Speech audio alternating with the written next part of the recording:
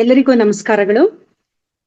ಈ ದಿನದ ಒಂದು ವಿಷಯ ಯಾವುದು ಅಂತಂದ್ರೆ ಆಹಾರದಿಂದ ಕೆಲವೊಂದು ಆಹಾರ ಸೇವನೆಯಿಂದ ಕ್ಯಾನ್ಸರ್ ಅನ್ನು ತಡೆಗಟ್ಟಬಹುದಾ ಅಂತೇಳಿ. ಮೊದಲನೇದಾಗಿ ಕ್ಯಾನ್ಸರ್ ಅಂದ್ರೆ ಏನು ಅಂತ ತಿಳ್ಕೊಂಡ್ರೆ ನಂತರ ಆಹಾರದಿಂದ ಕ್ಯಾನ್ಸರ್ನ ತಡೆಗಟ್ಟಕ್ಕೆ ಸಾಧ್ಯನಾ ಇಲ್ವಾ ಅಂತ ನಾವು ತಿಳ್ಕೊಳ್ಬಹುದಾಗಿದೆ. ಕ್ಯಾನ್ಸರ್ ಅನ್ನುವ ಪದ ಈಗಲೂ ಸಹ ಆ ಪದನ ಕೇಳಿದ ತಕ್ಷಣ ಎಲ್ಲರಿಗೂ ಒಂದು ಭಯ ಕಾಡಕ್ಕೆ ಆರಂಭ ಆಗುತ್ತೆ. ಬೇರೆ ಯಾವುದೇ ಕಾಯಿಲೆ ಬಂದರೂ ಸಾಮಾನ್ಯವಾಗಿ ಅದು ಗುಣಮುಖ ಆಗ್ತಾರೆ.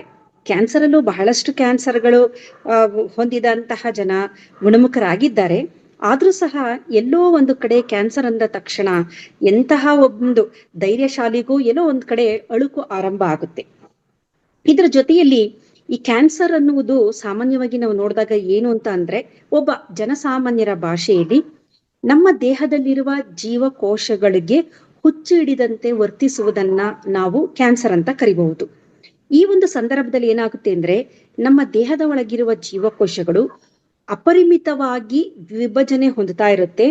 ಅಂದ್ರೆ ಅದಕ್ಕೆ ನಿಯಂತ್ರಣನೇ ಇಲ್ಲ, ಆ ತರ ವಿಭಜನೆಯನ್ನ ಹೊಂದುತ್ತಾ ಇರುತ್ತೆ, ಡಿಫ್ರೆನ್ಸಿಯೇಷನ್ ಆಗ್ತಾ ಇರುತ್ತೆ. ಇದರಿಂದ ಈ ಕ್ಯಾನ್ಸರ್ ಎನ್ನುವ ಒಂದು ಗೆಡ್ಡೆ ಆಗಿರ್ಬೋದು ಅಥವಾ ಕಾಯಿಲೆ ಆಗಿರ್ಬೋದು ಅದು ಬರುವ ಸಾಧ್ಯತೆ ಇದೆ. ಹಾಗಾದ್ರೆ ಕ್ಯಾನ್ಸರ್ ಬರೋದಕ್ಕೆ ಕಾರಣ ಏನು ಅಂತ ನಾವು ಮೊದಲನೇದಾಗಿ ನೋಡೋದಾದ್ರೆ ಇದು ನಮಗೆ ಅರ್ಥ ಆದ್ರೆ ಆಹಾರದಿಂದ ಕ್ಯಾನ್ಸರ್ನ ತಡೆಗಟ್ಟಬಹುದಾ ಅಂತ ನಾವು ನೋಡಬಹುದು. ಕ್ಯಾನ್ಸರ್ ಬರಲು ಬಹಳ ಮುಖ್ಯ ಕಾರಣ ಏನು ಅಂತಂದ್ರೆ ನಮ್ಮ ಆನುವಂಶೀಯ ವಸ್ತುವಾದ DNA ಬದಲಾವಣೆಯಾಗಿದೆ. ಇದನ್ನ ವಿಜ್ಞಾನಿಗಳು ಬಹಳ ಸಂಶೋಧನೆಗಳನ್ನ ಮಾಡಿ ಇದೊಂಥರ $1 billion question. What make a cell cancerous ಅಂದ್ರೆ ಸೆಲ್ಗಳನ್ನ ಜೀವಕೋಶಗಳನ್ನ ಕ್ಯಾನ್ಸರ್ ಜೀವಕೋಶಗಳಾಗಿ ಏನಪ್ಪ ಮಾಡುತ್ತೆ ಅಂತ ನಾವು ನೋಡೋದಾದ್ರೆ DNA ಉಂಟಾಗುವ ಬದಲಾವಣೆಗಳಿಂದಾಗಿ ಜೀವಕೋಶಗಳು ಹುಚ್ಚಿಡಿದಂತೆ ಅಥವಾ ನಿಯಂತ್ರಣ ಕಳೆದುಕೊಂಡು ವರ್ತಿಸಲು ಆರಂಭಿಸುತ್ತೆ. ಹಾಗಾಗಿ ಕ್ಯಾನ್ಸರ್ ಹೊಂದಿದ ವ್ಯಕ್ತಿಗೆ ಬೇಕಾದಷ್ಟು ತರದ ಚಿಕಿತ್ಸೆಗಳಿವೆ. ಅದರಲ್ಲೂ ಮುಖ್ಯವಾಗಿ ನೀವು ಕೇಳಿರಬಹುದು, ಈಗ ಸಂಬಂಧಿಕರಲ್ಲಿ ಅಥವಾ ದೂರದ ಯಾರೋ ಸ್ನೇಹಿತರಲ್ಲಿ ನಮಗೆ ಪರಿಚಯದವರಿಗೆ ಯಾರಿಗೋ ಕ್ಯಾನ್ಸರ್ ಬಂದಾಗ ಅವ್ರು ಹೇಳ್ತಾರೆ ನಾವು ಕೀಮೋಥೆರಪಿ ಮಾಡಿಸ್ಕೊಂಡು, ಅಂದ್ರೆ ಕೆಲವೊಂದು ಔಷಧಗಳನ್ನ ಕೊಡ್ತಾರೆ, ಅದನ್ನ ಕೀಮೋಥೆರಪಿ ಅಂತಾರೆ. ಆಮೇಲೆ ಕೆಲವೊಮ್ಮೆ ವಿಕಿರಣ ಅಥವಾ ರೇಡಿಯೇಷನ್ ನ ಕೊಟ್ಟು ಆ ಕ್ಯಾನ್ಸರ್ ಗೆಡ್ಡೆಯನ್ನ ನಾಶಪಡಿಸ್ತಾರೆ, ಅದನ್ನ ರೇಡಿಯೋಥೆರಪಿ ಅಂತ ಕರೀತಾರೆ.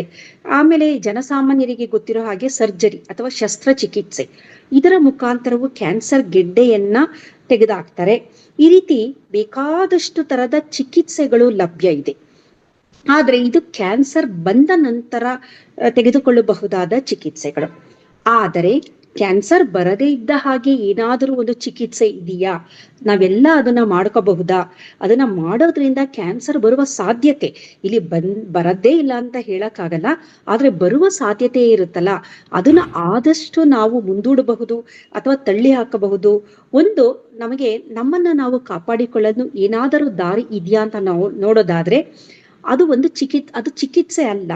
ಕ್ಯಾನ್ಸರ್ ಬಂದ ನಂತರ ಮಾಡಕ್ಕಾಗಲ್ಲ. ಕ್ಯಾನ್ಸರ್ ಬಂದ ನಂತರ ಈಗ ನಾವು ಹೇಳುವ ಯಾವ ಆಹಾರ ಪದ್ಧತಿಗಳಾಗ್ಬೋದು, ಏನೇ ಆಗ್ಬೋದು, ಅದರಿಂದ ಏನು ಅಂತ ಪ್ರಯೋಜನ ಆಗಲ್ಲ. ಆದ್ರೆ ಆರೋಗ್ಯವಂತ ವ್ಯಕ್ತಿಗೆ ಕ್ಯಾನ್ಸರ್ ಬರದಿದ್ದ ಹಾಗೆ ತಡೆಗಟ್ಟಲು ನಾನು ಯಾವ ಆಹಾರ ಪದಾರ್ಥಗಳನ್ನ ಹೇಳ್ತೀನಿ ಅದರಿಂದ ಬಹಳಷ್ಟು ಅನುಕೂಲಗಳನ್ನ ನಾವು ನೋಡ್ಬೋದು. ಈ ಒಂದು ಸಿದ್ಧಾಂತವನ್ನ ಕೀಮೋ ಪ್ರಿವೆನ್ಷನ್ ಅಂತ ಕರೀತಾರೆ. ಕೀಮೋಥೆರಪಿ ಅಂದ್ರೆ ಔಷಧಗಳಿಂದ ಕ್ಯಾನ್ಸರ್ ಅನ್ನ ಗುಣಪಡಿಸೋದು. ಕೀಮೋ ಪ್ರಿವೆನ್ಷನ್ ಅಂದ್ರೆ ಈ ಒಂದು ಸಿದ್ಧಾಂತಕ್ಕೆ ಕೀಮೋ ಪ್ರಿವೆನ್ಷನ್ ಅಂತ ಹೆಸರು. ಕೆಲವೊಂದು ರಾಸಾಯನಿಕಗಳನ್ನ ಬಳಸಿ ಮುಂದಿನ ದಿನದಲ್ಲಿ ಕ್ಯಾನ್ಸರ್ ಬರದೇ ಇದ್ದ ಹಾಗೆ ತಡೆಗಟ್ಟುವ ಒಂದು ಪದ್ಧತಿ, ಇದನ್ನ ಕೀಮೋ ಪ್ರಿವೆನ್ಷನ್ ಅಂತ ಕರಿತೀವಿ.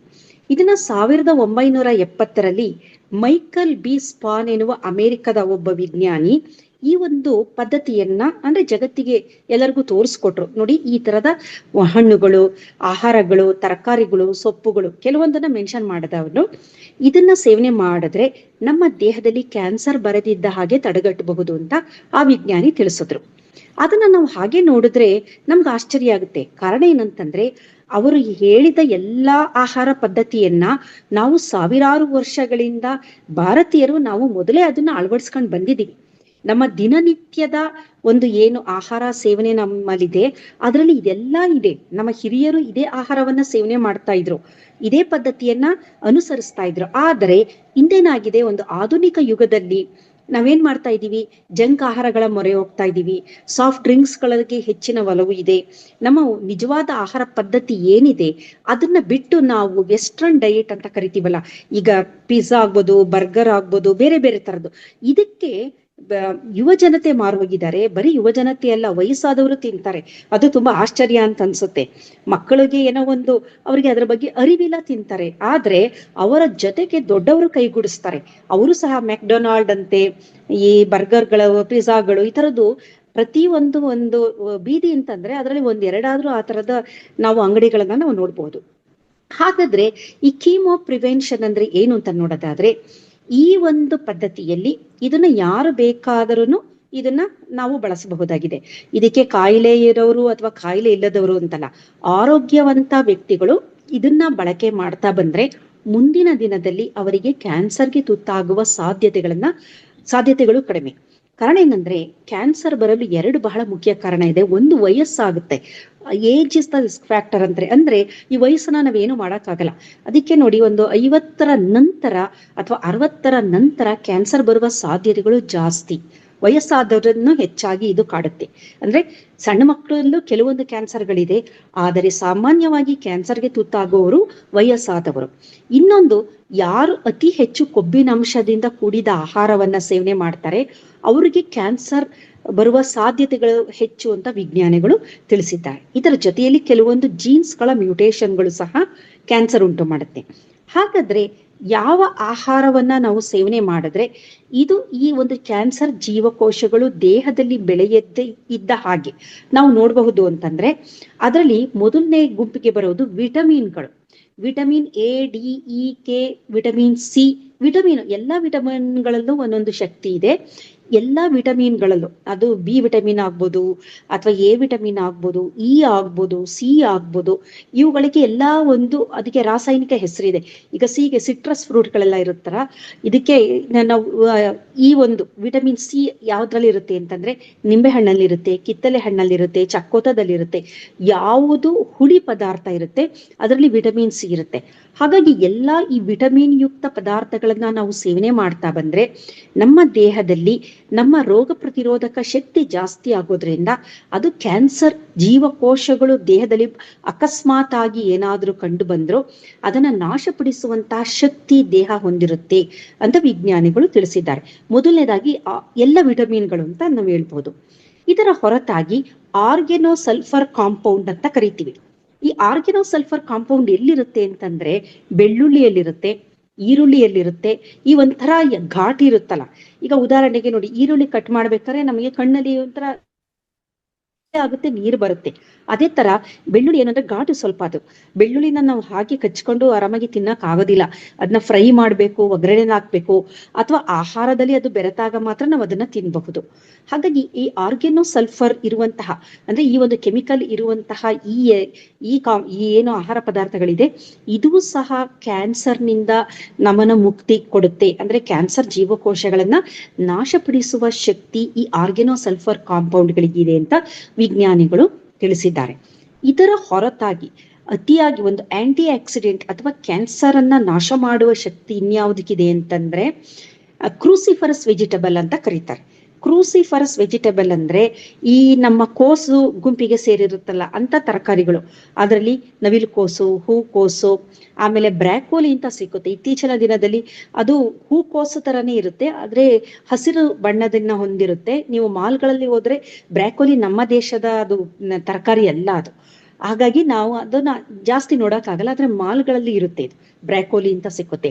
ಹೂಕೋಸು, ನವಿಲುಕೋಸು, ಬ್ರಾಕೋಲಿ ಮತ್ತೆ ಈ ಕ್ರೂಸಿಫರಸ್ ವೆಜಿಟೇಬಲ್ ಅಂದ್ರೆ ಈ ಗುಂಪಿಗೆ ಸೇರಿದ ತರಕಾರಿಗಳು ಏನಿದೆ.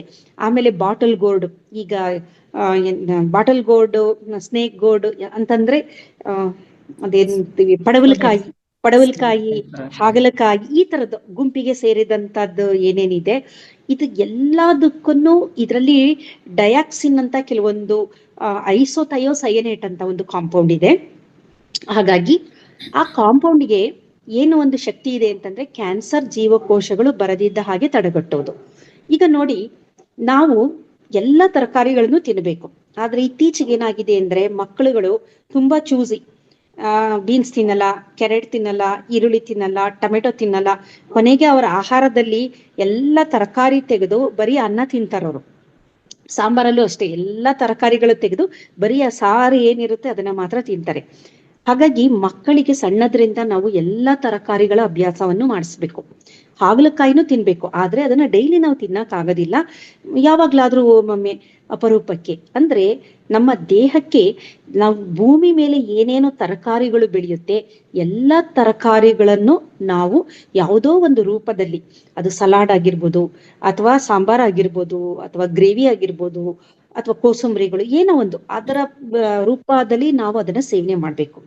ಕಾರಣ ಏನು ಅಂತಂದ್ರೆ, ಈ ಎಲ್ಲಾ ತರಕಾರಿಗಳಲ್ಲೂ ಒಂದೊಂದು ರಾಸಾಯನಿಕಗಳಿದೆ, ಅದನ್ನ ಫೈಟೋ ಕೆಮಿಕಲ್ಸ್ ಅಂತ ಕರಿತೀವಿ. ಈ ಫೈಟೋ ಕೆಮಿಕಲ್ಸ್ ಮುಖ್ಯ ಕೆಲಸ ಏನಂದ್ರೆ, ಅದು ಆ ಒಂದು ಗಿಡಕ್ಕೆ ಬೇರೆ ಈ ವೈರಸ್, ಬ್ಯಾಕ್ಟೀರಿಯಾ, ಈ ತರದ ಪ್ಯಾಥೋಜನ್ಗಳಿಂದ ರಕ್ಷಣೆ ಕೊಡುವಂತಹ ರಾಸಾಯನಿಕಗಳದು. ಅದನ್ನ ನಾವು ಸೇವನೆ ಮಾಡಿದಾಗ ನಮಗೂ ಸಹ ಅವು ರಕ್ಷಣೆಯನ್ನ ಕೊಡುತ್ತೆ. ಮತ್ತೆ ಕೆಲವುಗಳಲ್ಲಿ ಏನಿದೆ, ನ್ಯೂಟ್ರಿಟಿವ್ ವ್ಯಾಲ್ಯೂ ಇದೆ, ಅಂದ್ರೆ ವೈಟಮಿನ್ಗಳು ಇರುತ್ತೆ. ಕೆಲವೊಂದು ಹಣ್ಣು, ಸೊಪ್ಪು, ತರಕಾರಿಗಳು ಟ್ರೇಸ್ ಎಲಿಮೆಂಟ್ ಇರುತ್ತೆ, ಮೆಗ್ನೀಷಿಯಮು, ಜಿಂಕು, ಲೈಕೋಪಿನು, ಈ ತರದ ಹಲವಾರು ಟ್ರೇಸ್ ಎಲಿಮೆಂಟ್ ಅಂತ ಕರಿತೀವಿ. ಇವುಗಳೆಲ್ಲ ಇರೋದ್ರಿಂದ ಇವುಗಳು ಆಂಟಿ ಆಕ್ಸಿಡೆಂಟ್ ಆಗಿ ಕೆಲಸ ಮಾಡುತ್ತೆ. ಆಂಟಿ ಆಕ್ಸಿಡೆಂಟ್ ಅಂದ್ರೆ ನಮ್ಮ ದೇಹದಲ್ಲಿರುವ ವಿಷವನ್ನ ನಿರ್ವಿಷಯುಕ್ತ ಮಾಡುವಂತಹ ಶಕ್ತಿ ಇವುಗಳಿಗಿದೆ. ಹಾಗಾಗಿ ತರಕಾರಿಗಳು, ಯಾವುದೇ ತರಕಾರಿ ಆಗ್ಲಿ, ಅದು ನಮ್ಗೆ ಇಷ್ಟ ಇದೆಯೋ ಇಲ್ವೋ, ಇಲ್ಲಿ ಇಷ್ಟ ನಷ್ಟ ಅಂತ ನಾವು ನೋಡಕ್ ಆಗಲ್ಲ, ಆರೋಗ್ಯದ ದೃಷ್ಟಿಯಿಂದ ನಾವು ತಿನ್ಲೇಬೇಕಾಗುತ್ತೆ. ಹಾಗಲಕಾಯಿ ನಾಲಿಗೆಗೆ ಕಹಿ, ಆದ್ರೆ ದೇಹಕ್ಕೆ ಒಳ್ಳೇದು. ಹಾಗಾಗಿ ಆ ಹಾಗಲಕಾಯಿನ ಯಾರು ಇಷ್ಟಪಟ್ಟು ಯಾರು ತಿನ್ನೋದಿಲ್ಲ. ಹಾಗಲಕಾಯಿನ ಸ್ವಲ್ಪ ಕಷ್ಟದಿಂದನೇ ತಿಂತಾರೆ. ಅದನ್ನ ಬೇರೆ ಬೇರೆ ತರ ಬೆಲ್ಲ ಹಾಕಿ, ಅದನ್ನ ಬೇರೆ ಬೇರೆ ಅರಿಶಿನ, ಬೆಲ್ಲ ಎಲ್ಲ ಹಾಕಿ ಗ್ರೇವಿ ಮಾಡಿ, ಅಂದ್ರೆ ಅದನ್ನ ನಾವು ಯಾವುದೋ ಒಂದು ರೂಪದಲ್ಲಿ ದೇಹಕ್ಕೆ ಅದನ್ನ ತಗೊಂಡ್ಲೇಬೇಕು ಅಂತ ನಮ್ಮ ಹಿರಿಯರು ಹೇಳಿದ್ದಾರೆ. ಅದನ್ನ ಬೇರೆ ಬೇರೆ ರೂಪದಲ್ಲಿ ನಾವು ಅದನ್ನ ಸೇವನೆ ಮಾಡ್ತೀವಿ. ನಿಮ್ಗೆ ಗೊತ್ತಿರ್ಬೋದು, ಕೆಲವೊಂದು ಹಬ್ಬ ಆಚರಣೆಗಳನ್ನ ನಾವು ಮಾಡ್ಬೇಕಾದ್ರೆ ಎಲ್ಲಾ ತರಕಾರಿಗಳನ್ನ ಹಾಕಿ ಕೂಟು ಮಾಡ್ಕೊಂಡು ತಿನ್ನೋಂತ ಒಂದು ಅಭ್ಯಾಸ ಇದೆ.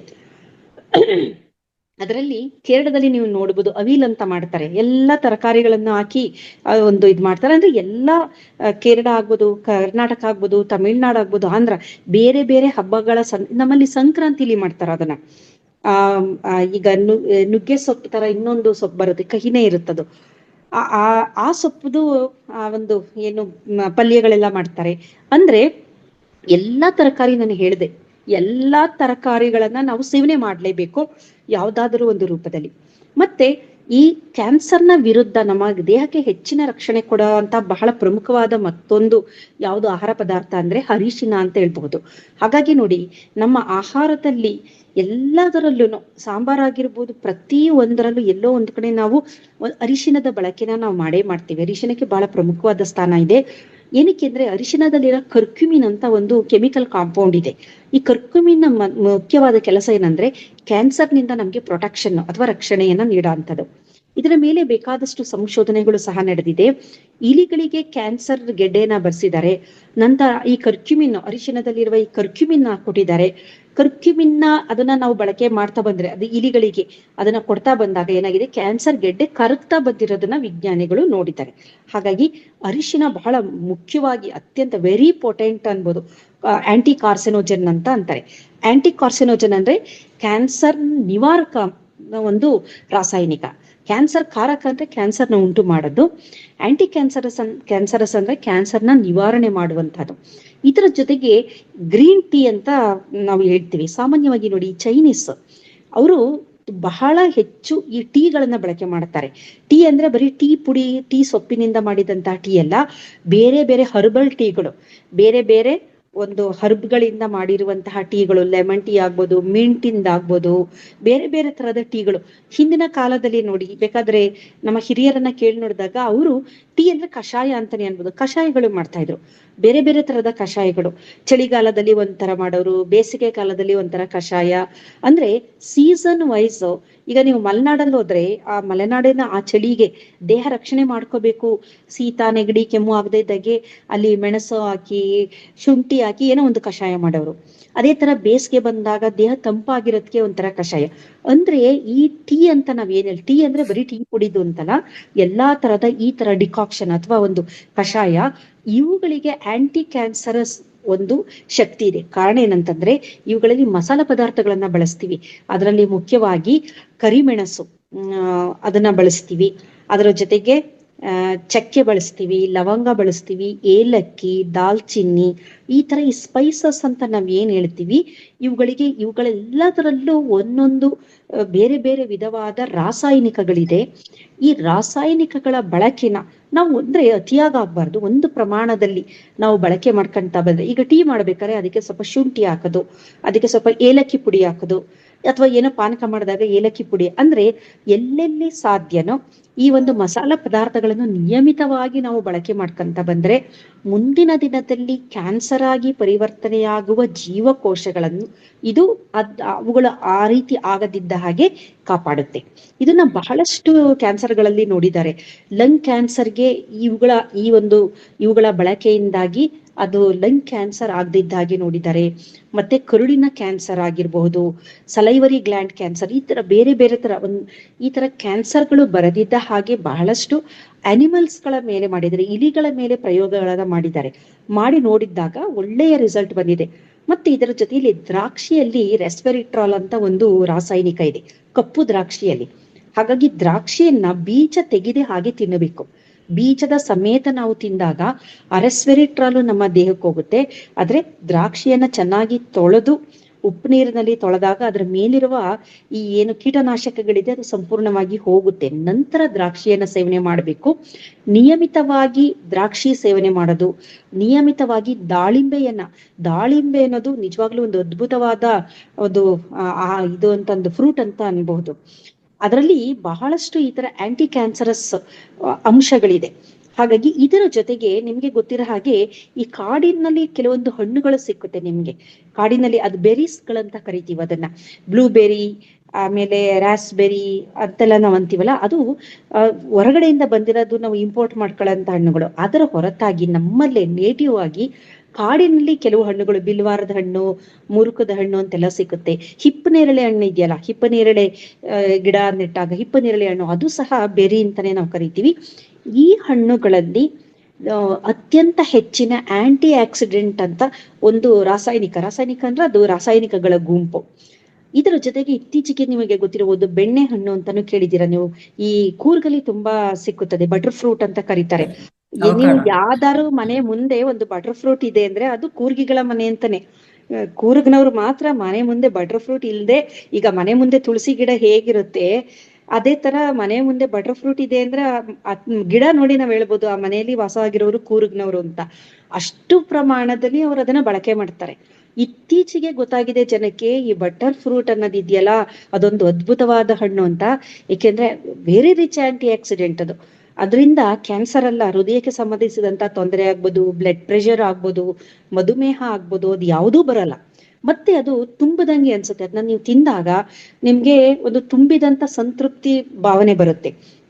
ಹಾಗಾಗಿ ಈ ತರದ ಓವರ್ ಆಲ್ ಹೆಚ್ಚಾಗಿ ಕ್ಯಾನ್ಸರ್ದಿಂದ ನಮ್ಗೆ ಮುಕ್ತಿ ಪಡಿಬೇಕು ಅಂತಂದ್ರೆ ಸಸ್ಯಾಹಾರದ ಸೇವನೆ ಜಾಸ್ತಿ ಆಗಿರ್ಬೇಕು. ನಾರಿನಾಂಶದಿಂದ ಕೂಡಿದ ಸಸ್ಯಾಹಾರ. ನಿಮ್ಗೆ ಗೊತ್ತಿದೆ, ಈಗ ನೀವು ಈ ಮಂಗಳೂರು ಕಡೆ ಎಲ್ಲ ಹೋದ್ರೆ ಅರಿಶಿನದ ಎಲೆಯಲ್ಲಿ ಕಡುಬುನ ಮಾಡ್ತಾರೆ. ಮತ್ತೆ ಕೆಸರಿನ ಎಲೆ ಅಂತ ಅಂತ ಒಂದು ಹೇಳ್ತಾರೆ, ಆ ಗೆಡ್ಡೆಯಲ್ಲಿ ಮಾಡ್ತಾರೆ, ಟ್ಯೂಬರ್ ಅದು. ಆ ಎಲೆಯಲ್ಲಿ ಮಾಡ್ತಾರೆ, ಪತ್ರೊಡೆ ಅಂತೆಲ್ಲ ಮಾಡ್ತಾರೆ. ಅಂದ್ರೆ ನಮ್ಮ ಹಿರಿಯರು ಇದೆಲ್ಲ ಬಳಕೆ ಮಾಡ್ತಿದ್ರಲ್ಲ, ಅದರಿಂದ ಎಲ್ಲೋ ಒಂದು ಕಡೆ ನಮಗೆ ಆರೋಗ್ಯ ಚೆನ್ನಾಗಿರ್ತಾ ಇತ್ತು. ಆದ್ರೆ ಯಾವ ರೀತಿ ಅಂತ ಅವ್ರು ಹೇಳಿಲ್ಲ. ಇದೆಲ್ಲ ನೀವು ತಿಂದ್ರೆ ನಿಮ್ಗೆ ಈ ಕಾಯಿಲೆಗಳು ಬರಲ್ಲ ಅಂತ ಅವ್ರು ಹೇಳಿಲ್ಲ. ಇದು ತಿನ್ನಿ ಒಳ್ಳೇದು ಅನ್ನೋದು ಅಂತ ಹೇಳೋರು, ಇದು ತಿನ್ನಿ ತುಂಬಾ ಚೆನ್ನಾಗಿರುತ್ತೆ ಅಂತ ಹೇಳಿರೋರು. ಆದ್ರೆ ಅದೆಲ್ಲ ನಾವು ಬಿಡ್ತಾ ಇದೀವಿ. ಈಗ ನಮ್ಗೆ ಕಣ್ಣು ಮುಂದೆ ಇರೋದು ಜಂಕ್ ಆಹಾರ. ಹಾಗಾಗಿ ಇತ್ತೀಚಿನ ದಿನದಲ್ಲಿ ಕ್ಯಾನ್ಸರ್ ಇನ್ಸಿಡೆನ್ಸ್ ತುಂಬಾನೇ ಜಾಸ್ತಿ ಆಗ್ತಾ ಇದೆ. ಈಗ ಮೊದಲು ಎಲ್ಲೋ ಒಂದು ಅಪರೂಪಕ್ಕೆ 70ರ ದಶಕದಲ್ಲಿ ನಾವು ಅದನ್ನ ಕೇಳೇ ಇರ್ಲಿಲ್ಲ. ಎಲ್ಲೋ ಒಂದು ಚಲನಚಿತ್ರದಲ್ಲಿ ನೋಡ್ತಾ ಇದ್ವು, 80ರ ದಶಕದಲ್ಲಿ ಯಾರೋ ದೂರದಲ್ಲಿ ಯಾರೋ ಪರಿಚಯದವರಿಗೆ ಕ್ಯಾನ್ಸರ್ ಅಂತೆ ಅಂತನ್ನೋರು. 90ರ ದಶಕ ಇವಾಗ ಏನಾಗ್ತಾ ಇದೆ ಅಂದ್ರೆ ಒಂದೊಂದು ಕುಟುಂಬದಲ್ಲೂ ಅಯ್ಯೋ ಕ್ಯಾನ್ಸರ್ ಆಗಿ ತೀರೋದ್ರಂತೆ. ಅಂದ್ರೆ ಅದು ಎಷ್ಟು ಜಾಸ್ತಿ ಆಗ್ತಾ ಇದೆ. ಕಾರಣ ಏನು ಅಂತಂದ್ರೆ ನಮಗೆ ಗೊತ್ತಿಲ್ಲದಂತೆ ನಾವು ಕ್ಯಾನ್ಸರ್ ಕಾರಕಗಳು ಅಂದ್ರೆ ಕ್ಯಾನ್ಸರ್ ಉಂಟು ಮಾಡುವ ರಾಸಾಯನಿಕಗಳಿಗೆ ಪ್ರತಿನಿತ್ಯ ನಮ್ಮನ್ನ ನಾವು ಎಕ್ಸ್ಪೋಸ್ ಮಾಡ್ತಾ ಇದೀವಿ. ನಾವು ಸೇವಿಸುವ ಆಹಾರ ಆಗಿರ್ಬೋದು, ನೀರಾಗಿರ್ಬೋದು, ಎಲ್ಲದರಲ್ಲೂ ವಿಷ ಇದೆ. ಆದರೆ ಅದನ್ನ ನಿರ್ವಿಷಯುಕ್ತ ಮಾಡುವಂತ ಆಹಾರ ನಾವು ಸೇವನೆ ಮಾಡಿದಾಗ ಅದು ನಮ್ಮ ದೇಹವನ್ನ ರಕ್ಷಣೆ ಮಾಡುತ್ತೆ. ಇತ್ತೀಚಿನ ದಿನದಲ್ಲಿ ಏನ್ ಮಾಡ್ತಾ ಇದ್ದಾರೆ ಅಂದ್ರೆ, ಈಗ ಬೆಳ್ಳುಳ್ಳಿ ಅದರ ವಾಸನೆ ಇಷ್ಟ ಆಗೋದಿಲ್ಲ, ಅದನ್ನ ತಿನ್ನಕ್ಕಾಗಲ್ಲ. ಅದಕ್ಕೆ ಏನ್ ಮಾಡ್ತಿದ್ದಾರೆ, ಈ ಒಂದು ಕೀಮೋ ಪ್ರಿವೆನ್ಷನ್ ಅನ್ನುವ ಸಿದ್ಧಾಂತದಲ್ಲಿ ಇವುಗಳನ್ನ ಯಾವುದೋ ಒಂದು ಪಿಲ್ಗಳ ತರ ನಮ್ಗೆ ಬೆಳ್ಳುಳ್ಳಿ ಮಾತ್ರೆಗಳು ಸಿಕ್ಕುತ್ತೆ, ಸುಮ್ನೆ ನುಂಗ್ಬಿಡೋದದು. ಆವಾಗ ನಮ್ಗೆ ಬೆಳ್ಳುಳ್ಳಿಯಿಂದ ಎಷ್ಟು ನಮಗೆ ಅನುಕೂಲ ಆಗುತ್ತೆ ಅಷ್ಟೇ ಆಗುತ್ತೆ. ಯಾಕೆಂದ್ರೆ ಬೆಳ್ಳುಳ್ಳಿ ವಾಸನೆ ಬರುತ್ತೆ, ಈರುಳ್ಳಿ ವಾಸನೆ ಬರುತ್ತೆ ತಿಂದಾಗ.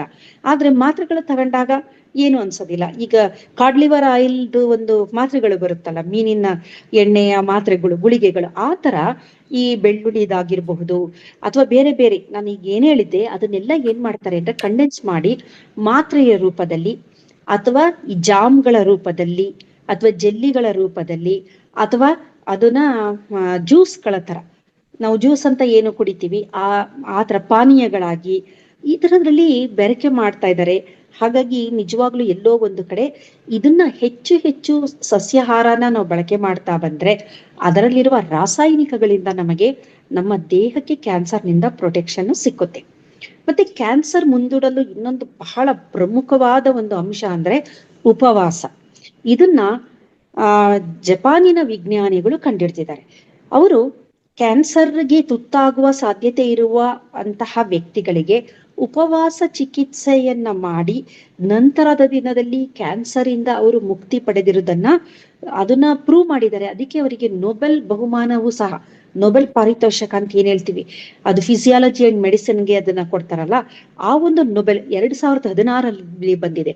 ಅಂದ್ರೆ ಅದನ್ನ ಒಂದು ಪ್ರೋಸೆಸ್ ನಡೆಯುತ್ತೆ, ಆಟೋಫೇಜಿ ಅಂತ ಒಂದು ದೇಹದಲ್ಲಿ ಒಂದು ಪ್ರಾಸೆಸ್ ನಡೆಯುತ್ತೆ. ಆಟೋಫೇಜಿ ಯಾವಾಗ ಆಗುತ್ತೆ ಅಂದ್ರೆ ನಾವು ಉಪವಾಸ ಮಾಡಿದಾಗ. ಈ ಆಟೋಫೇಜಿ ಅಂತಂದ್ರೆ ಏನು ಅಂದ್ರೆ, ಈಗ ನೋಡಿ ನಾವು ಪ್ರತಿನಿತ್ಯ ನಾವು ಆಹಾರ ಸೇವನೆ ಮಾಡ್ತಾನೆ ಇರ್ತೀವಿ. ಅವಾಗೇನಾಗುತ್ತೆ, ನಮ್ಮ ದೇಹದಲ್ಲಿ ಅಕಸ್ಮಾತ್ ಏನಾದ್ರು ಕೆಲವೊಂದು ಕ್ಯಾನ್ಸರ್ ಜೀವಕೋಶಗಳು ಉಂಟಾಗಿರಬಹುದು. ನಾವು ಪ್ರತಿನಿತ್ಯ ಆಹಾರ ಸೇವನೆ ಮಾಡಿದಾಗ ಈ ಕ್ಯಾನ್ಸರ್ ಜೀವಕೋಶಗಳು ದೇಹದಲ್ಲಿ ಹಾಗೆ ಉಳ್ಕೊಂಡ್ಬಿಡುತ್ತೆ. ಉಪವಾಸ ನಾವೇನಾದ್ರೂ ಮಾಡಿದಾಗ ಏನಾಗುತ್ತೆ ಅಂದ್ರೆ ದೇಹಕ್ಕೆ ಶಕ್ತಿ ಬೇಕಾಗಿರುತ್ತೆ. ಸೊ ಈಗ ನಾವು ಹೊರಗಡೆಯಿಂದ ಯಾವುದೇ ರೀತಿಯ ಆಹಾರವನ್ನ ತಗೊಳ್ತಾ ಇಲ್ಲ. ಅವಾಗ ದೇಹ ಏನ್ ಮಾಡುತ್ತೆ, ಎನರ್ಜಿ ಮ್ಯಾನೇಜ್ಮೆಂಟ್ ಮಾಡ್ತಾ ಬರುತ್ತೆ. ಅಂದ್ರೆ ದೇಹದಲ್ಲಿ ಶೇಖರಣೆಯಾಗಿರುವ ಒಂದು ಏನು ಎನರ್ಜಿ ಇದೆ ಅದು ಸರಿಯಾದ ಕ್ರಮದಲ್ಲಿ ಎಲ್ಲಾ ಜೀವಕೋಶಗಳಿಗೂ ತಲುಪಬೇಕು. ಆ ತರ ಅದು ಒಂದು ಪ್ಲಾನ್ ಮಾಡುತ್ತೆ. ಅವಾಗ ಈ ಎನರ್ಜಿ ಎಲ್ಲಿಗೆ ಹೋಗುತ್ತೆ ಅಂದ್ರೆ, ಯಾವುದು ಆರೋಗ್ಯಕರವಾಗಿರುವಂತಹ ಜೀವಕೋಶಗಳು ಅಲ್ಲಿಗೆ ಶೇಖರಣೆಯಾಗಿರುವ ದೇಹದ ಎನರ್ಜಿ ಹೋಗುತ್ತೆ. ಯಾವುದು ಕ್ಯಾನ್ಸರ್ ಜೀವಕೋಶಗಳಾಗಿರುತ್ತೆ ಅದಕ್ಕೆ ಈ ಎನರ್ಜಿ ದೇಹ ಕೊಡೋದಿಲ್ಲ. ಅದು ಒಂದು ಆಟೋಫೇಜಿ ಅಂತ ಒಂದು ಪ್ರೋಸೆಸ್ ಇಂದ ಏನಾಗುತ್ತೆ ಅಂದ್ರೆ ಆ ಕ್ಯಾನ್ಸರ್ ಜೀವಕೋಶಗಳನ್ನ ಒಡೆಯುತ್ತದು. ಆಟೋಫೇಜಿ ಅಂದ್ರೆ ಅದು ಪ್ರೋಸೆಸ್ ಅಲ್ಲಿ ಜೀವಕೋಶಗಳು ಒಡೆದು ಅದೇನ್ ಮಾಡುತ್ತೆ, ಆ ಜೀವಕೋಶಗಳಲ್ಲಿ ಒಳ್ಳೇದೇನಾರು ಇದ್ರೆ ಅದನ್ನ ಅದನ್ನ ಬಳಕೆ ಮಾಡ್ಕೊಳ್ಳುತ್ತೆ. ಈಗ ಉದಾಹರಣೆಗೆ ಹೇಳ್ಬೇಕು ಅಂದ್ರೆ, ಒಂದು ಕಾರ್ ಇದೆ, ಆ ಕಾರು ತುಂಬಾ ಹಳೆಯದಾಗಿದೆ, ಅದನ್ನ ನಾವು ಬಳಕೆ ಮಾಡ್ತಿಲ್ಲ. ಈಗ ಅದನ್ನ ನಾವು ಏನ್ ಮಾರ್ತಾ ಇದೀವಿ, ಅವಾಗ ಏನ್ ಮಾಡ್ತಾರೆ, ಅವರು ಡಿಸ್ಮ್ಯಾಂಟಲ್ ಮಾಡ್ಬಿಡ್ತಾರೆ. ಮಾಡ್ಬಿಟ್ಟು ಏನ್ ಮಾಡ್ತಾರೆ, ಗುಜರಿಲಿ ಒಳ್ಳೊಳ್ಳೆಯ ಒಂದು ಭಾಗಗಳಿರ್ತಾರ ಪುನಃ ತಗೊಂತಾರೆ, ಮತ್ತೆ ಬೇಡದ ಭಾಗಗಳನ್ನ ಗುಜರಿಲಿ ಅದನ್ನ ಹಾಕ್ತಾರೆ. ಅದೇ ರೀತಿ ದೇಹದಲ್ಲಿ ಜೀವಕೋಶಗಳು ಒಡೆದು ಯಾವ್ದ್ಯಾವ್ದು ಒಳ್ಳೇದಿರುತ್ತೆ ಅದು ದೇಹ ಬಳಕೆ ಮಾಡ್ಕೊಳ್ಳುತ್ತೆ, ಯಾವುದು ಬೇಡ ಅದನ್ನ ನಾಶ ಮಾಡುತ್ತೆ. ಈ ಒಂದು ಪ್ರಾಸೆಸ್ನ ಆಟೋಫೇಜಿ ಅಂತ ಕರಿತೀವಿ. ಈ ಆಟೋಫೇಜಿ ಆಗಬೇಕು ಅಂದ್ರೆ ಉಪವಾಸ ಮಾಡ್ಲೇಬೇಕು. ದೇಹಕ್ಕೆ ಹೊರಗಡೆಯಿಂದ ಶಕ್ತಿಯ ಪೂರೈಕೆ ಅಥವಾ ಎನರ್ಜಿ ಅಥವಾ ಆಹಾರದ ಪೂರೈಕೆ ಎಲ್ಲಿ ನಿಲ್ಲುತ್ತೆ ಅವಾಗ ಮಾತ್ರ ಆಟೋಫೇಜಿ ದೇಹದ ಒಳಗಡೆ ಆಕ್ಟಿವೇಟ್ ಆಗುತ್ತೆ. ಇದು ಬರೀ ಕ್ಯಾನ್ಸರ್ ಅಲ್ಲ, ಬೇರೆ ಬೇರೆ ಯಾವುದೇ ಅನಾರೋಗ್ಯಕರವಾದ ಅಂಶ, ಈಗ ವೈರಸ್ ಆಗಿರ್ಬೋದು, ಬ್ಯಾಕ್ಟೀರಿಯಾ ಆಗಿರ್ಬೋದು, ಈ ತರದ್ದು ಏನಾದ್ರು ದೇಹದಲ್ಲಿ ಇದ್ರೆ ಅದನ್ನೆಲ್ಲ ನಾಶ ನಾವು ಮಾಡ್ಬೇಕು. ನಮಗೆ ಆರೋಗ್ಯ ಸರಿಯಾಗಿ ಇರಬೇಕು ಅಂತಂದ್ರೆ ಉಪವಾಸ ಒಂದೇ ಮದ್ದು ಅಂತ ವಿಜ್ಞಾನಿಗಳು ಬಹಳ ಅದನ್ನ ಸ್ಪಷ್ಟವಾಗಿ ತಿಳಿಸಿದ್ದಾರೆ. ಹಾಗಾಗಿ ನೋಡಿ, ಈ ಹಿಂದಿನವರು, ನಮ್ಮ ಪೂರ್ವಜರು ದೇವರ ಹೆಸರಿನಲ್ಲಿ, ಧರ್ಮದ ಹೆಸರಿನಲ್ಲಿ ಉಪವಾಸ ಮಾಡ್ತಾ ಇದ್ರು. ಏಕೆಂದ್ರೆ ಹಾಗೆ ಉಪವಾಸ ಮಾಡಕ್ಕಾಗಲ್ಲ ಅಂತ. ಇದರ ಜೊತೆಯಲ್ಲಿ ಈಗ ನಾನು ಏನ್ ಹೇಳಿದೆ ಆ ರೀತಿಯ ಒಂದು ಆಹಾರದ ಕ್ರಮವನ್ನ ಮಾಡ್ತಾ ಇದ್ರು. ಇತ್ತೀಚೆಗೂ ಸಹ ನನ್ನ ಒಂದು ಸ್ಟೂಡೆಂಟ್, ಅವಳು ಕುಶಾಲನಗರದ ಹುಡುಗಿಯವಳು, ಪ್ರತಿ ಒಂದು ಸೀಸನ್ ಇದೆ, ಅವಾಗ ಒಂದು ಪಾಯಸ ಮಾಡ್ತಾರೆ ಅವರು. ಯಾವುದೋ ಒಂದು ಗಿಡದ ಎಲೆನ, ಅದು ಪರ್ಪಲ್ ಕಲರ್ ಬಂದ್ಬಿಡುತ್ತೆ ಪಾಯಸ ಮಾಡಿದಾಗ, ಅದು ಎಷ್ಟು ಅಂದ್ರೆ ದೇಹಕ್ಕೆ ಇಮ್ಯುನಿಟಿ ಕೊಡುತ್ತಂತದ್ದು. ಅದು ಒಂದೇ ದಿನ ಆ ಗಿಡದಲ್ಲಿ ಆ ಎಲೆಏನೋ ಏನೋ ಅದನ್ನ ಕಟ್ ಮಾಡ್ತಾರೆ, ಮತ್ತೆ ಅದೇನೋ ಒಂದು ಪೂಜೆ ತರ ಮಾಡ್ಬಿಟ್ಟು ಎಲ್ಲರ ಮನೆಯಲ್ಲಿ ಒಂದು ಪಾಯಸ ಮಾಡ್ತಾರೆ. ಅದನ್ನ ಹಾಕಿ ಕಾಯಿ ತುರಿ ಅದೆಲ್ಲ ಹಾಕಿ ಹಾಲೆಲ್ಲ ಹಾಕಿ ಪಾಯಸ ಮಾಡಿದ್ರೆ ಅದು ಪರ್ಪಲ್ ಕಲರ್ ಪಾಯಸ. ಅದು ಅದರ ಸೇವನೆ ಮಾಡ್ಬೇಕು ಅಂತ ಪ್ರತಿ ವರ್ಷ ಅದಾದಾಗ ಅದು ನನ್ಗೂ ತಂದು ಕೊಡ್ತಾರೆ. ಅದು ಏನಕ್ಕೆ ಅಂದ್ರೆ ಅದನ್ನ ನಾವು ಸೇವನೆ ಮಾಡಿದ್ರೆ ಇಮ್ಯುನಿಟಿ ಬರುತ್ತೆ ಅಂತ. ಈ ರೀತಿ ಪ್ರತಿಯೊಂದು ಭೌಗೋಳಿಕ ಪ್ರದೇಶದಲ್ಲೂ ಅಲ್ಲಿಗೆ ತಕ್ಕಂತೆ ಕೆಲವೊಂದು ತರಕಾರಿಗಳು, ಕೆಲವೊಂದು ಸೊಪ್ಪುಗಳು, ಕೆಲವೊಂದು ಗಿಡಮೂಲಿಕೆಗಳು, ಇವುಗಳನ್ನ ಯಾವುದೋ ಒಂದು ಹಬ್ಬದ ಒಂದು ಆಚರಣೆಯ ಹೆಸರಿನಿಂದ ಸೇವನೆ ಮಾಡ್ತಾರೆ. ಸೇವನೆ ಮಾಡಿದಾಗ ಏನಾಗುತ್ತೆ ಅಂತಂದ್ರೆ ದೇಹದಲ್ಲಿ ರೋಗ ಪ್ರತಿರೋಧಕ ಶಕ್ತಿ ಜಾಸ್ತಿ ಆಗ್ತಾ ಬರುತ್ತೆ. ಮತ್ತೆ ಆ ಒಂದು ತರಕಾರಿ, ಸೊಪ್ಪು, ಗಿಡಮೂಲಿಕೆ ಇವುಗಳಲ್ಲಿರುವ ರಾಸಾಯನಿಕಗಳೇನ್ ಮಾಡುತ್ತೆ, ನಮ್ಮ ದೇಹದಲ್ಲಿ ಕ್ಯಾನ್ಸರ್ ಬರದಿದ್ದ ಹಾಗೆ ದೇಹವನ್ನ ರಕ್ಷಣೆ ಮಾಡುತ್ತೆ. ಹಾಗಾಗಿ ನಾವು ಇವುಗಳನ್ನ ಬಳಕೆ ಮಾಡಿ, ಅಂದ್ರೆ ಯಾವುದೇ ರಾಸಾಯನಿಕ ಹೊರಗಡೆಯಿಂದ ಮಾಡ್ತಾ ಇಲ್ಲ, ನಾವು ಬಳಕೆ ಮಾಡ್ತಾ ಇರೋದು ಹಣ್ಣುಗಳು, ಸೊಪ್ಪುಗಳು, ತರಕಾರಿಗಳು, ಗಿಡಮೂಲಿಕೆಗಳು, ಮಸಾಲ ಪದಾರ್ಥಗಳು, ಇವುಗಳನ್ನೇ ಬಳಕೆ ಮಾಡಿಕೊಂಡು ಮುಂದಿನ ದಿನದಲ್ಲಿ ಕ್ಯಾನ್ಸರ್ ಬರದಿದ್ದ ಹಾಗೆ ಒಂದು ರೀತಿಯ ಪ್ರೊಟೆಕ್ಷನ್ ನಾವು ಮಾಡ್ಕೊಂತ ಇದ್ದೀವಿ. ಆದ್ರೆ ಈ ಒಂದು ಪದ್ಧತಿ ಕ್ಯಾನ್ಸರ್ ಬಂದ ನಂತರ ಆಗಲ್ಲ. ಏಕೆಂದ್ರೆ ಆಲ್ರೆಡಿ ಅದು ರೋಗ ಬಂದ್ಬಿಟ್ಟಿರುತ್ತೆ. ಆ ಸಂದರ್ಭದಲ್ಲಿ ನಾನು ಅರಿಶಿಣದಿಂದ ನಾನು ಬಂದಿರೋ ಕಾಯಿಲೆ ವಾಸಿ ಮಾಡ್ಕೊಂತೀನಿ ಅಂದ್ರೆ ಖಂಡಿತ ಸಾಧ್ಯ ಇಲ್ಲ. ಅದೇ ತರ ನಾನು ದ್ರಾಕ್ಷಿ ಜ್ಯೂಸ್ ಕುಡಿದು ವಾಸಿ ಮಾಡ್ಕೊಂತೀನಿ, ಕ್ಯಾರೆಟ್ ಜ್ಯೂಸ್ ಕುಡಿದು ಅಂತ ಹೇಳ್ತಾರೆ ಆಗುತ್ತೆ ಅಂತ, ಬಟ್ ಆಗೋದಿಲ್ಲ ಅದು. ಏಕೆ ಅಂತಂದ್ರೆ ಕ್ಯಾನ್ಸರ್ ಅನ್ನೋದು ಒಂದು ಭಯಾನಕ ಕಾಯಿಲೆ. ಅದಕ್ಕೆ ಕೀಮೋಥೆರಪಿಲಿ ಅವರು ಕೊಡುವ ಏನು ಇದು ಮೆಡಿಸನ್ ಇರುತ್ತಲ್ಲ, ಅದು ಪಾಯ್ಸನ್ ತರನೇ, ಅದು ನಿಜವಾಗ್ಲೂ ಪಾಯ್ಸನ್ಗಳೇ. ಅದು ಅದನ್ನ ಕೊಟ್ರೇನೆ ಆ ಕ್ಯಾನ್ಸರ್ ಜೀವಕೋಶಗಳು ಸಾಯೋದಿಲ್ಲ. ಅಂಥದ್ರಲ್ಲಿ ನಾವೇನಾದ್ರೂ ನಾನು ಆ ಜ್ಯೂಸಿಂದ ನನ್ನ ಕ್ಯಾನ್ಸರ್ ಗುಣ ಮಾಡ್ಕೊಂತೀನಿ, ಈ ಜ್ಯೂಸಿಂದ ಕ್ಯಾನ್ಸರ್ ಗುಣ ಆಗುತ್ತೆ ಅನ್ನೋದಾದ್ರೆ ಅದು ಖಂಡಿತ ಸಾಧ್ಯ ಇಲ್ಲ. ಆದರೆ ಈ ಪದ್ಧತಿಯನ್ನ ಆರೋಗ್ಯವಂತ ವ್ಯಕ್ತಿಗಳು ಮಾಡಬಹುದು. ಆರೋಗ್ಯವಂತ ವ್ಯಕ್ತಿ ಸತತವಾಗಿ, ಕೆಲವೊಬ್ರು ನೋಡಿ ಬಹಳ ಅಚ್ಚುಕಟ್ಟಾಗಿ ಸದಾಕಾಲ ಏನ್ ಮಾಡ್ತಾರೆ, ಈ ಬೆಳಗ್ಗೆ ಎದ್ದ ತಕ್ಷಣ ನಿಂಬೆಹಣ್ಣು ಮತ್ತೆ ಜೇನ್ ಹಾಕೊಂಡು ಬಿಸಿ ನೀರಿಗೆ ಕುಡಿಯೋಂತ ಒಂದು ಅಭ್ಯಾಸ ಇಟ್ಕೊಂಡಿರ್ತಾರೆ. It's very good. ಏನಕ್ಕೆ ಅಂತಂದ್ರೆ ಸಿಟ್ರಿಕ್ ಆಸಿಡ್ ಇರುತ್ತಲ್ವಾ, ಸಿಟ್ರಸ್ ಫ್ರೂಟ್ ಅಲ್ಲಿ ಅದಕ್ಕೆ ಕ್ಯಾನ್ಸರ್ನ ತಡೆಗಟ್ಟುವ ಶಕ್ತಿ ಇದೆ. ವೈಟಮಿನ್ ಸಿಗೆ ರೋಗ ಪ್ರತಿರೋಧಕ ಶಕ್ತಿ ಇದೆ. ಯಾವ ವ್ಯಕ್ತಿ ವಿಟಮಿನ್ ಸಿ ಅನ್ನ ಹೆಚ್ಚಾಗಿ ಬಳಕೆ ಮಾಡ್ತಾರೆ, ಉದಾಹರಣೆಗೆ ನಿಂಬೆಹಣ್ಣು, ಕಿತ್ತಳೆ ಹಣ್ಣು, ಮತ್ತೆ ಇದರ ಇನ್ನೊಂದು ದೊಡ್ಡದು ಬರುತ್ತೆ, ಅದರಲ್ಲಿ ಉಪ್ಪಿನಕಾಯಿ ಹಾಕ್ತಾರೆ. ಅದು ಹೆರಳಿಕಾಯಿ ಇದೆಲ್ಲ ಸಿಟ್ರಸ್ ಫ್ರೂಟ್ಗೆ ಜಾತಿಗೆ ಸೇರಿರೋಂಥದ್ದು. ಮಾಗಡಿ ಬೇರು ಅಂತ ಸಿಕ್ಕುತ್ತೆ. ನೀವು ಉಪ್ಪಿನಕಾಯಿಗಳಲ್ಲಿ ನೀವು ಮಲೆನಾಡಿಗೆ ಹೋದ್ರೆ ನಿಮ್ಗೆ ಆಶ್ಚರ್ಯ ಆಗೋಗುತ್ತೆ, ಎಷ್ಟು ತರದ ಅವರು ಗಿಡಮೂಲಿಕೆಗಳ ತರದನ್ನ ಉಪ್ಪಿನಕಾಯಿ ಹಾಕ್ತಾರೆ ಅಂದ್ರೆ ಎಲ್ಲ ಮಿಕ್ಸಡ್ ಇರುತ್ತೆ. ಸೊ ಯಾವುದೋ ಒಂದು ರೂಪದಲ್ಲಿ ನಾವು ಈ ತರದನ್ನ ಮೊದಲು ಸೇವನೆ ಮಾಡ್ತಾ ಇದ್ವು. ಹಾಗಾಗಿ ಈ ಕಾಯಿಲೆಗಳು ಬರದಿದ್ದ ಹಾಗೆ ಅವು ನಮ್ಮ ದೇಹವನ್ನ ರಕ್ಷಣೆ ಮಾಡ್ತಾ ಇತ್ತು. ಬಟ್ ಇವಾಗ ಏನಾಗಿದೆ ಅಂದ್ರೆ ಯಾರು ಉಪ್ಪಿನಕಾಯಿನೂ ತಿನ್ನೋದಿಲ್ಲ, ಹಣ್ಣು, ತರಕಾರಿ, ಸೊಪ್ಪು ಎಲ್ಲದನ್ನು ವರ್ಜಿಸಿ ಬರೀ ಅವ್ರು ಏನಂತಂದ್ರೆ ಮಾಂಸಾಹಾರ ಬೇಡ ಅಂತ ನಾನು ಹೇಳ್ತಾ ಇಲ್ಲ. ಒಂದು ಅದಕ್ಕೆ ಮಿತಿ ಇದೆ. ಅದು ಸದಾಕಾಲ ತಿನ್ನುವಂತ ವಸ್ತು ಅಲ್ಲ, ಅಪರೂಪಕ್ಕೊಮ್ಮೆ ತಿನ್ನುವಂಥದ್ದು. ಆದರೆ ಮಾಂಸಾಹಾರ ಆಗಿರ್ಬಹುದು, ಅಥವಾ ಜಂಕ್ ಆಹಾರ ಆಗಿರ್ಬೋದು, ಅಥವಾ ಸಾಫ್ಟ್ ಡ್ರಿಂಕ್ಸ್ಗಳಾಗಿರ್ಬೋದು, ಇದು ಹೆಚ್ಚು ಹೆಚ್ಚು ಬಳಕೆ ಮಾಡ್ದಂಗೆ ಇದರಿಂದ ಮುಂದಿನ ದಿನದಲ್ಲಿ ಅನಾರೋಗ್ಯ ಅನ್ನೋದು ಖಂಡಿತ ಕಟ್ಟಿಟ್ಟ ಬುತ್ತಿ. ಹಾಗಾಗಿ ನಾವು ಸೇವಿಸುವ ಆಹಾರ ನಮಗೆ ಔಷಧಿ ತರ ಕೆಲಸ ಮಾಡ್ಬೇಕು. ಆ ತರದ ಆಹಾರ ಪದಾರ್ಥಗಳನ್ನ ನಾವು ಸೇವನೆ ಮಾಡ್ಬೇಕು. ಔಷಧಿಗಳನ್ನೇ ನಮ್ಮ ಆಹಾರವಾಗಿ ನಾವು ಯಾವತ್ತೂ ಮಾಡ್ಕೋಬಾರ್ದು. ಕೆಲವೊಬ್ರು ಔಷಧಿಗಳನ್ನ ಇಷ್ಟಿಷ್ಟು ನುಂಗ್ತಾರೆ, ಒಂದು ಕೈ ಪೂರ್ತಿ ಮಾತ್ರೆ ನುಂಗಿದ್ರೆ ಅದು ಆಹಾರ ತರನೇ. ಹಾಗಾಗಿ ಔಷಧಿಗಳು ಆಹಾರ ಆಗ್ಬಾರ್ದು, ಆಹಾರವೇ ಔಷಧಿಯಾಗಿರ್ಬೇಕು. ಹಾಗಾಗಿ ಆಹಾರ ಪದಾರ್ಥಗಳು, ಹಣ್ಣು, ಸೊಪ್ಪು, ತರಕಾರಿ ಇವುಗಳನ್ನೆಲ್ಲ ಬಳಕೆ ಮಾಡಿ ಕ್ಯಾನ್ಸರ್ನಿಂದ ದೂರ ಇರಬಹುದು, ಕ್ಯಾನ್ಸರ್ನಿಂದ ಮುಕ್ತಿ ಪಡಿಬಹುದು, ಅದು ಬರದಿದ್ದ ಹಾಗೆ ತಡೆಗಟ್ಟಬಹುದು. ಅಂದ್ರೆ ಇದು 100% ಅಂತ ನಾನು ಹೇಳ್ತಾ ಇಲ್ಲ, ಆದ್ರೆ ಬರದಿದ್ದ ಹಾಗೆ ತಡೆಗಟ್ಟುವ ಸಾಧ್ಯತೆಗಳು ಹೆಚ್ಚಿರುತ್ತೆ ಇಂತಹ ಸಂದರ್ಭದಲ್ಲಿ ಅಂತ ಹೇಳ್ತಾ ಇದ್ದೀನಿ. ಏನಾದ್ರೂ ಪ್ರಶ್ನೆಗಳಿದ್ರೆ ಕ್ವಿಕ್ ಆಗಿ 1-2-3 ಪ್ರಶ್ನೆಗಳನ್ನ ಈ ಒಂದು ಸೆಷನ್ ಅಲ್ಲಿ ತೆಗೆದುಕೊಳ್ಬಹುದು. ಎಲ್ರಿಗೂ ನಮಸ್ಕಾರ.